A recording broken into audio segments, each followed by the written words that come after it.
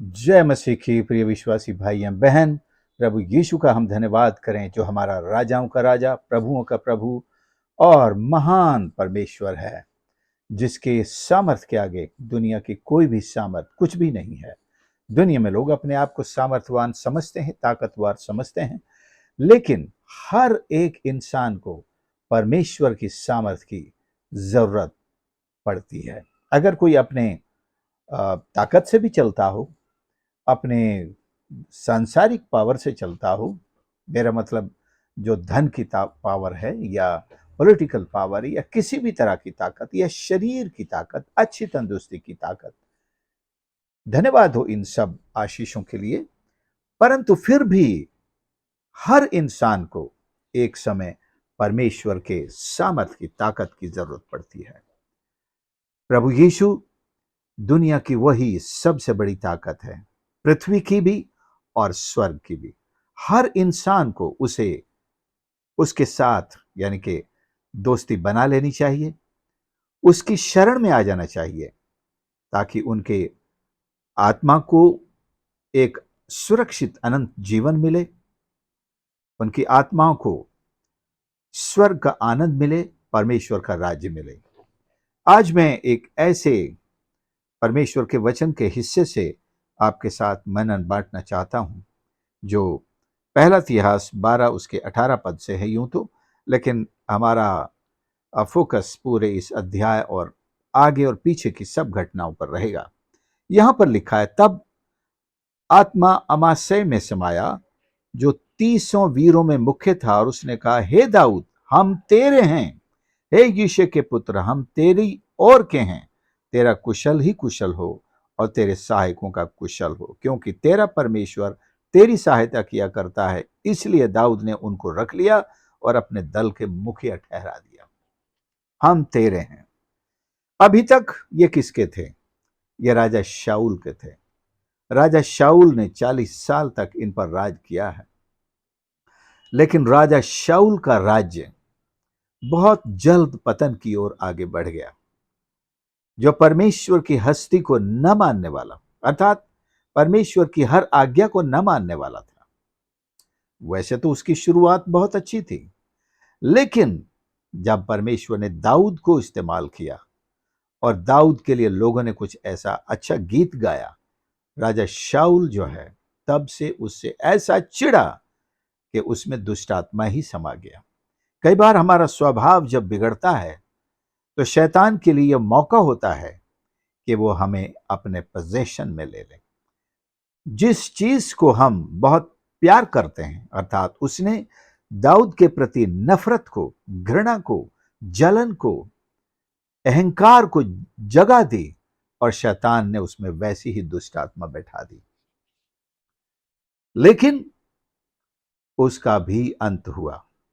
आज हम शाऊल के बारे में नहीं कहेंगे, उसका भी अंत हुआ, अहंकार का भी अंत हुआ और बहुत बुरा अंत हुआ। अंत में जाकर आप पढ़ेंगे, बाइबल में देखेंगे, परमेश्वर ने शाऊल को छोड़ दिया। परमेश्वर उससे बात नहीं करता था, किसी के भी द्वारा बात नहीं करता था, और ऊपर से वो नबी जो उसको परमेश्वर का संदेश दिया करता था, वो भी उससे नाराज हो गया, और उसी नाराज अवस्था में उसका भी समय पूरा हुआ, परमेश्वर के पास चला गया। आखिर शाऊल ने परमेश्वर की इच्छा जानने के लिए उस आखिरी युद्ध के बारे में जाकर शमूएल की आत्मा से बात करने के लिए आत्मा जगाने वाली एक औरत से सौदा किया, और उसने डरते डरते शमूएल की आत्मा को बुलाया।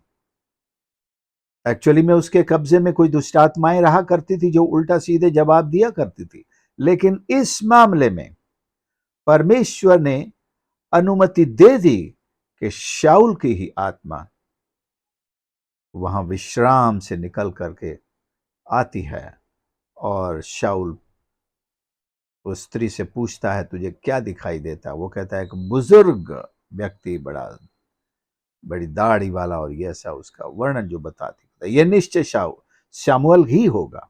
उसको कुछ दिखाई नहीं दिया। उसने कहा, हाँ, जैसा हुलिया बताया है निश्चित शामुएल ही होगा।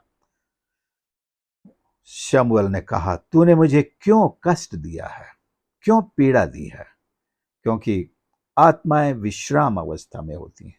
जब हमने दुष्ट आत्माओं की मदद से इस दुनिया में वापस बुलाने का प्रयास करते हैं तो हम उन्हें दुख देते हैं, उनके विश्राम को हम नष्ट करते हैं। परमेश्वर के वचन में इस तरह के कार्य को बंद किया गया है या इसको प्रतिबंधित किया गया है, और अगर कोई ऐसा करता है उसे मौत की सजा है। आत्माओं को बुलाना, उनसे बात करने पर बाइबल मौत की सजा सुनाती है। उसने फिर भी जवाब दिया कि परमेश्वर मुझसे बात नहीं करता, उसने मुझे छोड़ दिया है, मुझे युद्ध लड़ना है। उसने कहा, जब परमेश्वर तुझसे बात नहीं करता तो मैं क्यों? और उसने कहा कि कल तू मेरे साथ होगा। और ऐसा हुआ, अगले दिन युद्ध में वो हार गया और दुश्मनों के हाथ मारे जाने से पहले उसने आत्महत्या कर ली और मर गया। अगले ही दिन से या अगले ही सप्ताह से पूरे इज़राइल के लोग राजा दाऊद के पास आने लगे और आकर उन्होंने कहा कि हम तुझे ही राजा बनाएंगे, तू हमारा राजा है, तू हम पर राज करेगा, प्रभुता करेगा, हम तेरे अधीन रहेंगे। ये है वो खास संदेश जो हम आज के मनन से अपने श्रोताओं को देना चाहते हैं। प्रभु यीशु वो राजा है, वो परमेश्वर है जो सर्वशक्तिमान है, जिसे दुनिया की कोई शक्ति हरा नहीं सकती। हम उसकी शरण में आए, हम उससे कहें, जैसे उन्होंने दाऊद से कहा तू हमारा राजा है, हम यीशु से कहें तू हमारा राजा है, उसका जय जयकार करें और हम कहें कि तू हमें अपनी शरण में ले ले और हम तेरी ही लिए काम करेंगे, तेरे ही लिए लड़ेंगे, हम तेरे ही आज्ञाओं का पालन करेंगे। हर इंसान इस दुनिया का, आज दुनिया में बहुत सी ताकतें आकर्षित कर रही हैं। शैतान भी अपने आप को ईश्वर के रूप में प्रस्तुत करके एक ताकत के रूप में दुनिया की एक बहुत बड़ी जनसंख्या को आकर्षित किए हुए है। लोगों को लगता नहीं है कि हम शैतान की उपासना कर रहे हैं।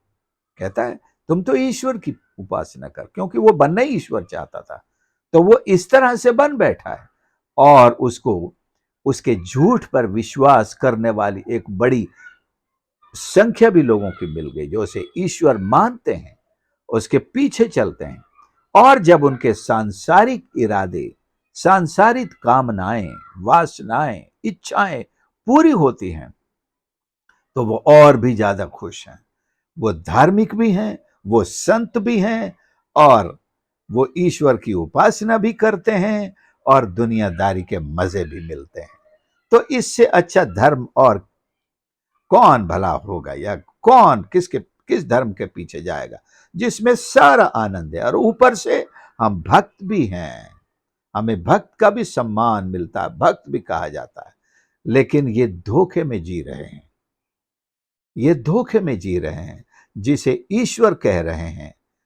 एक समय आएगा जब परमेश्वर उसे दंड देगा और साथ में उसके पीछे चलने वाले वो सारे भक्तगण जो शैतान को अपना ईश्वर मान बैठे हैं, जो अंधकार की इस शक्ति को अपना प्रभु, सृष्टिकर्ता और अपना सनातन का ईश्वर मान बैठे हैं, उनकी आंखें खुलेंगी और वो भी उसी जगह पर जहां उनका ईश्वर भी परमेश्वर से दंड पा रहा होगा, और ये भी वहीं आश्चर्य करेंगे।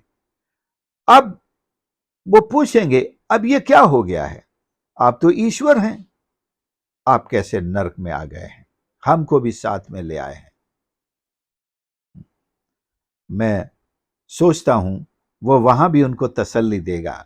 जॉन मिल्टन के पैराडाइज लॉस्ट के उस कविता के हिसाब से, जो वैसे वहां भी वो कहेगा कि बस हमने एक युद्ध का मैदान हारा है, युद्ध नहीं हारा है, चिंता मत करो, हम स्वर्ग पर कब्जा कर लेंगे, हमारी लड़ाई जारी है, अब कोई लड़ाई शेष नहीं बची है, तुम्हारा न्याय हो चुका है। शैतान, लूसीफर, तुम नरक में डाल दिए गए हो। ये उस समय का हाल होगा। आज के लिए जैसे अमस्से और उसके साथ सारे साथियों ने यह तय किया कि हम दाऊद को अपना राजा बनाएंगे, उसकी जय जयकार करेंगे। आज सारी दुनिया के लिए अवसर है, हम यीशु को अपना राजा बना लें, अपने पापों से तौबा कर लें, उसी के पीछे चलें, उसी के नाम को ऊंचा करें, उसी का गुणगान करें, उसी के लिए हम अंधकार की शक्तियों से युद्ध करें। ये बहुत जरूरी है। और दूसरी चीज इसमें यह जरूरी है कि हम उन लोगों से अलग हो जाएं जो आज भी शाऊल को अपना राजा मान रहे हैं।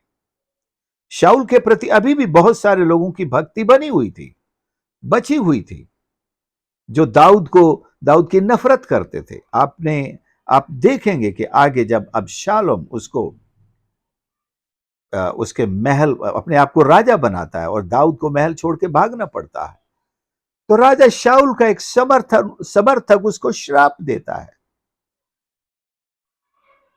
और उससे कहता है, आज जो तेरे साथ हुआ है, तूने अपने मालिक के साथ ऐसा किया, इसलिए तेरे ऊपर यह श्राप है।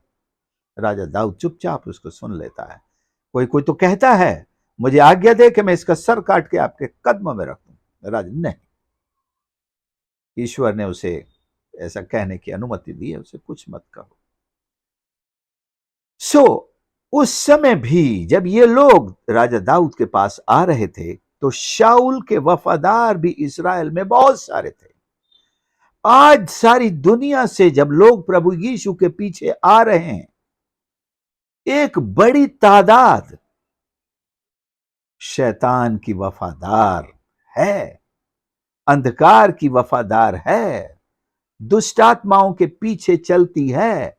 उनको यह नागवार गुजरता है कि लोग यीशु के पीछे क्यों जा रहे हैं। वो उन्हें सताते हैं, उनकी मंडली को तितर बितर करते हैं। और आपने देखा है, प्रभु यीशु भी उन्हें बर्दाश्त न हुए, उनको भी क्रूस पर चढ़ा दिया।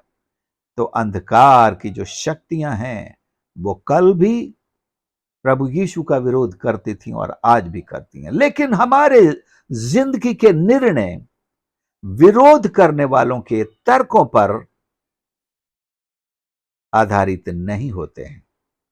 कोई व्यक्ति आपका विरोध करता है, उसके विरोध के आधार पर आपका चरित्र तय नहीं होता है। जिसे आपके बारे में ठीक से जानना है, वो थोड़ा और ठीक से जाने, किसी और से पूछे, वो खुद आपसे मिले, तभी उसके आंखों के जाले साफ होंगे।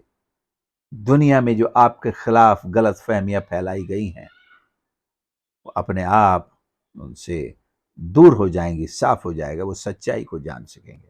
मेरा मतलब, जब तक हम यीशु से नहीं मिलेंगे, यीशु कौन है, उसकी क्या हस्ती है, उसके पास हमारे लिए क्या है, हम नहीं जान सकेंगे।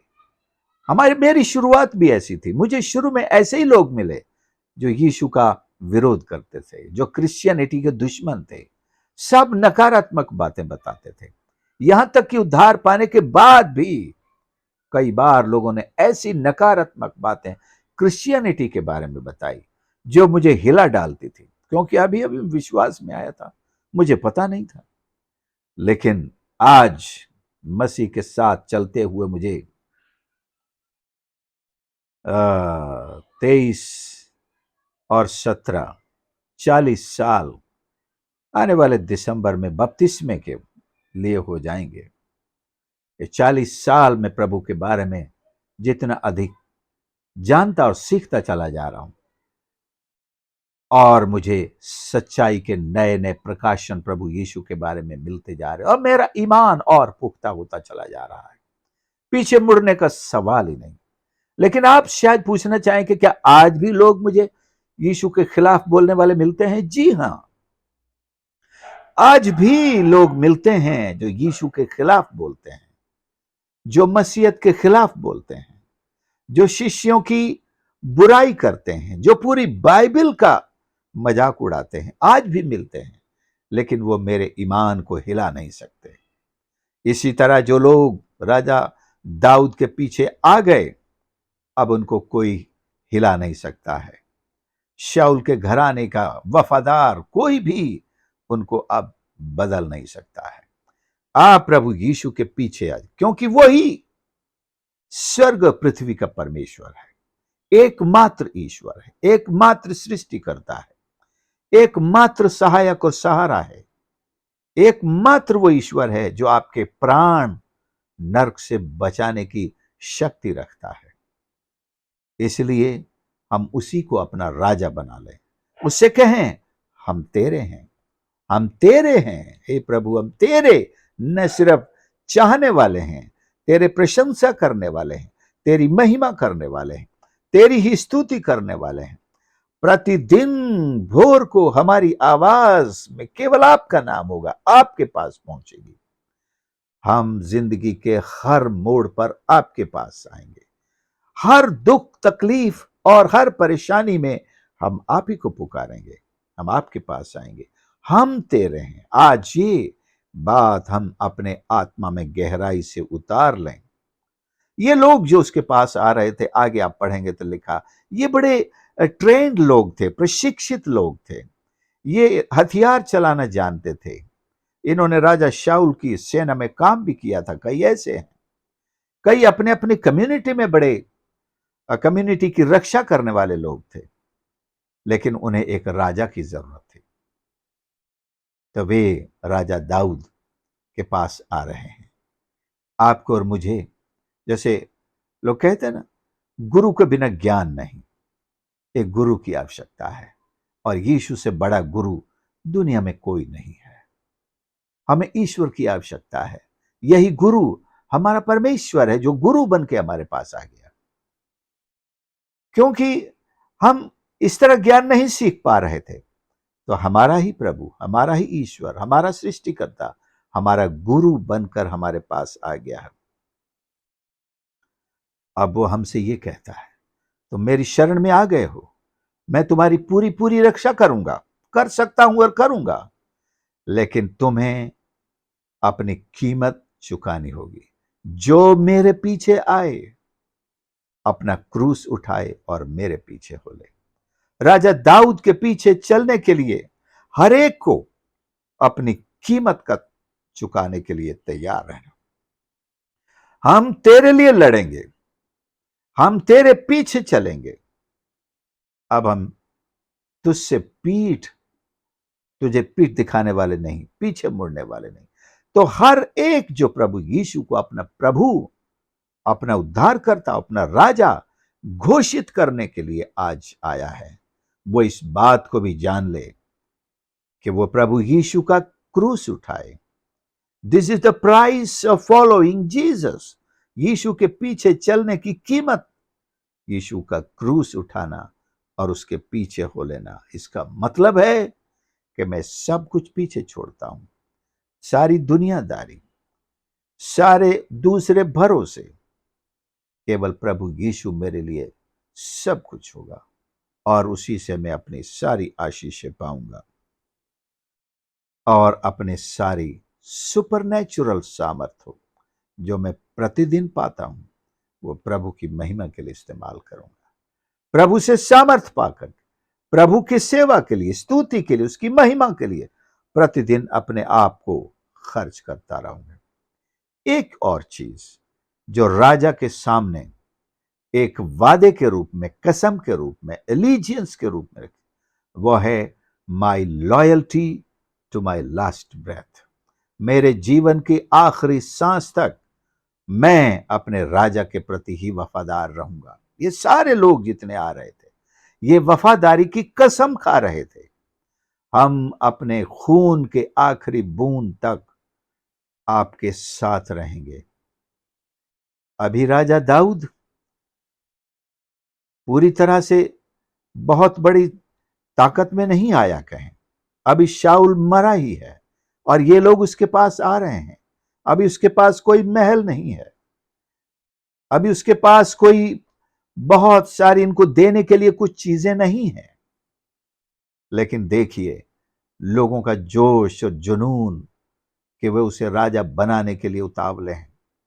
वो जानते हैं जब हमारे देश में राजा होगा, ईश्वर का भय मानने वाला राजा होगा, तो हमारा देश तरक्की करेगा। आर्थिक रूप से भी हम समृद्ध होंगे, भौतिक रूप से समृद्ध होंगे, आत्मिक रूप से हम समृद्ध होंगे। परमेश्वर की मेहरबानियां, उसकी दया, उसका तरस, उसके आशीर्वाद हम पर फलेंगे जब हमारा राजा एक परमेश्वर के पीछे चलने वाला होगा। तो क्यों लोग ऐसा सोचते हैं कि देश का लीडर परमेश्वर के पीछे चलने वाला होना चाहिए? सबसे पहली जरूरत, आज देश के संविधानों में यह पाया जाता है कि वो राजा बनते ही किसी ईश्वर की बात नहीं करेगा, किसी मंदिर में नहीं जाएगा, क्योंकि वो एक पॉलिटिकल लीडर है, उसको धर्म से कोई लेना देना नहीं है। लेकिन बाइबल के शिक्षा में हमने पाया है जो एक सच्चा खरा राजा होता था, वो परमेश्वर को जानने वाला, सच्चाई को जानने वाला और सत्य के पीछे चलने वाला और परमेश्वर का भय मानकर अपनी प्रजा की तरक्की करने वाला, उनके लिए प्रार्थना करने वाला और उनके जीवन को बेहतर बनाने वाला राजा हुआ करता था। सो प्रियो, क्या ऐसे राजा हमने ढूंढ निकाले हैं? आजकल की पॉलिटिक्स में तो ऐसे लोग मुश्किल हैं, क्योंकि उनके यही मजबूरियां हैं, बंधन हैं कि वो पॉलिटिकल पार्टीज के कारण, देश में अनेक धर्म होने के कारण किसी एक धर्म का वो यानी कि लीडरशिप में इस्तेमाल नहीं कर सकते। तो भी उनकी जो व्यक्तिगत कमिटमेंट है उसमें तो उनको पक्का होना चाहिए। उनका जो अपना धर्म है या ईश्वर है, कम से कम उसका भय तो उनमें होना चाहिए। लेकिन देखा जाता है उनमें किसी का भय नहीं है। वो एक दिखावे के लिए मंदिरों में जाते हैं, दिखावे के लिए पूजा पाठ करते हैं, लेकिन ईश्वर का भय उनकी जिंदगियों में दूर दूर तक नहीं है। उनकी प्रजा के हालात इतने बिगड़े हैं, किसी एक देश की बात नहीं है, दुनिया के सारे 200 के लगभग जो देश हैं, सबकी तस्वीर उठाकर देखिए, यही बात देखने को मिलेगी कि कौन से राजा में परमेश्वर का भय है, कौन परमेश्वर के दिल के अनुसार चलता है। लेकिन इतिहास में एक ऐसा राजा हुआ है, कुछ और भी हुए हैं, चाहे थोड़े समय के लिए सही, उन्होंने परमेश्वर को जाना, उसके पीछे चले और बेदारियां अपने देश के अंदर लाई। लेकिन आज हमें कम से कम अगर देश में देखने को नहीं मिले, तो हम सबसे छोटी यूनिट अपने घर में प्रभु यीशु को पहचाने और कहें कि प्रभु तू हमारा राजा है, हम तेरे हैं, हम तेरे पीछे चलेंगे, हमारा परिवार तेरा है, हमारा परिवार तेरे पीछे चलेगा, हमारी कलीसिया तेरी है प्रभु, हमारी कलीसिया तेरे पीछे चलेगी, सच्चाई से और आत्मा से आराधना करने की। आपको मिलेंगी ऐसी कलीसियां जहां सच्चाई और आत्मा से आराधना नहीं होती है, नाम तो यीशु का ही लिया जाता है, लेकिन वहां आपको देखने को मिलेगा कि मैं कहां गया, यहां तो बाइबल की एक चीज नहीं दिखेगी, कुछ और ही सुनने में हमें दिखाई देता है। सो प्रियो, आज परमेश्वर हमसे कहता है कि हम यीशु को अपना राजा घोषित करें, उसके पीछे चलें, अपनी पूरी ताकत से, अपने पूरे मन से, अपने पूरी आत्मा से, अपने पूरे बल से, अपनी पूरी शक्ति से उससे प्रेम करें, उसकी आराधना करें, उसके पीछे चलें और पूरी कीमत चुकाते हुए अपने प्रभु का क्रूस उठाकर, उसका झंडा उठाकर सारी दुनिया में उसकी महिमा करने के लिए उसके साथ हो लें। हमारा परमेश्वर आशीषों को लेकर हमारे साथ मिलता है। आइए हम प्रार्थना करें। प्यारे प्रभु, मेरे परमेश्वर, मैं धन्यवाद करता हूं आपके इस पवित्र वचन के लिए। जो हमें प्रभु हमारे जीवन की सबसे महान सत्य को प्रकट कर कर उसके पीछे चलने, उस पर चलने के लिए प्रेरित करता है। हम, हाँ प्रभु, हम तेरे ही हैं। तू हमारा परमेश्वर है, तू हमारा रचने वाला, हमारा राजा, हमारा मसीहा, हमारा प्रभु, उद्धार करता है। तुझे छोड़कर हमारी सुरक्षा कहीं नहीं, हमारी भलाई कहीं नहीं, हमारे लिए जीवन की आशीषें और कहीं नहीं है। आज हम लौटकर आपके पास आते हैं, अपने परिवार को लाते हैं, अपनी कलीसिया को आपके पीछे चलाते हैं, अपनी पूरी कम्युनिटी को, अपने देश के लिए प्रार्थना करते हैं। सो हमारे देश और सारी दुनिया का राजा हो जा परमेश्वर। जो आज विरोध करते हैं, जो आपके विरोध में चलते हैं और बातें करते हैं, उन सब को परमेश्वर नम्र और दीन कर, उन सब पर यह सत्य प्रकट हो जाए कि तू ही सबका सृजनहार, पालनहार, उद्धार करता और प्रभु सनातन परमेश्वर है। सबको आशीष कर हर एक के साथ हो। प्रार्थना उद्धार करता प्रभु यीशु के नाम से मांगते हैं, आमीन। प्रभु आप सबको आशीष करे। इस संदेश को सुनने के लिए बहुत बहुत धन्यवाद। प्लीज दूसरों के साथ भी शेयर करें, और यदि आपने आज तक इसे सब्सक्राइब नहीं किया है तो प्लीज जाने से पहले सब्सक्रिप्शन का बटन जरूर दबाएं। आप अपने लाइक्स और कमेंट्स भी दे सकते हैं। प्रभु की आशीष आपके ऊपर बनी रहे। जय मसीह की।